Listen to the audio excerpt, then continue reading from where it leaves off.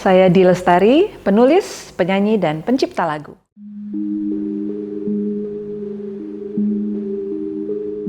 Yang menentukan adalah kompleksitas cerita yang hendak saya ungkapkan. Kalau bentuknya fiksi, biasanya kompleksitas ceritanya itu lebih besar. Ada karakter, ada jalan cerita. Tapi tidak berarti lagu juga tidak punya jalan cerita.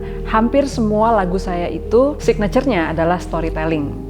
Karena bagi saya, tantangan dalam bikin lagu adalah bagaimana kita memampatkan cerita dalam durasi hanya 4,5 sampai 5 menit. Hanya saja kalau kita sudah bicara ada konflik, multiple character, itu tentu kita harus pindah ke fiksi. Jadi saya langsung tahu biasanya ketika ada satu inspirasi atau ide, kalau misalnya dia memang bentuknya cenderung sederhana, satu plot gitu, itu bisa saya jadikan lagu.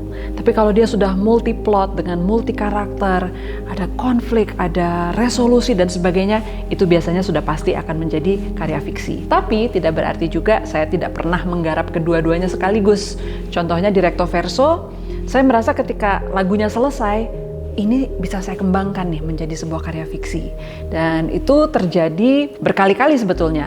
Jadi Recto Verso, Malaikat Juga Tahu, Firasat, itu semua memiliki format fiksi. Karena ada potensi yang menurut saya bisa dikembangkan dari sebuah lagu menjadi karya tulis.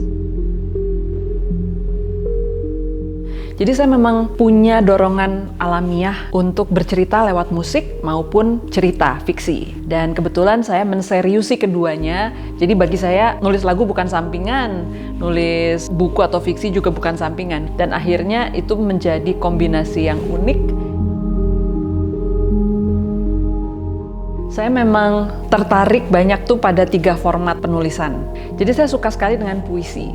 Tapi saya juga suka cerita fiksi. Saya juga suka non-fiksi. Ketiga hal itu akhirnya membawa sebuah gaya tulisan dan gaya ekspresi yang menurut saya akhirnya menjadi ciri khas saya.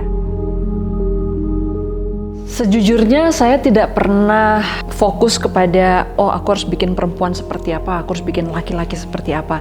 Semua itu kembali ke kebutuhan cerita. Tapi saya memang senang sekali dengan karakter-karakter yang menurut saya multidimensi. Karena saya merasa kekayaan personality ataupun kekayaan karakter dari tokoh-tokoh kita itu yang membuat cerita menjadi lebih hidup, dan itu penting buat kita membangkitkan rasa believability atau derajat kepercayaan pembaca terhadap cerita kita. Tokoh perempuan menurut saya punya ruang yang sangat bisa dieksplorasi karena perempuan itu memang makhluk yang sangat multidimensi.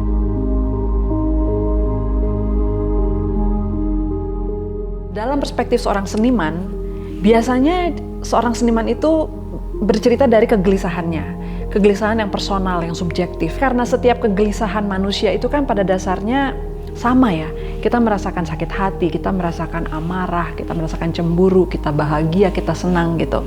Dan bagi saya itulah magisnya sebuah karya seni. Saya senang sekali bisa berprofesi sebagai seorang seniman karena saya jadi bisa melihat langsung bagaimana karya yang begitu pribadi dan personal buat saya ternyata bisa menyentuh banyak orang, bisa membuat perubahan yang lebih besar daripada yang saya bayangkan.